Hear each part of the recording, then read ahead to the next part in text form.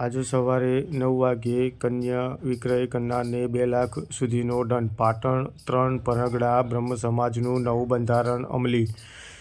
સગાઈ, લગ્ન અને મરણ પ્રસંગના નિયમોનું ઉલ્લંઘન કરનાર સામે શિક્ષાત્મક કાર્યવાહી થશે.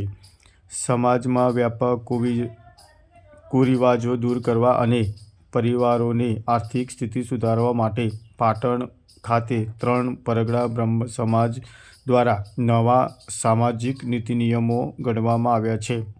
બ્રહ્મચારી શ્યામ સ્વરૂપી બાપુ અને મુકુંદ પ્રસાદ મહારાજની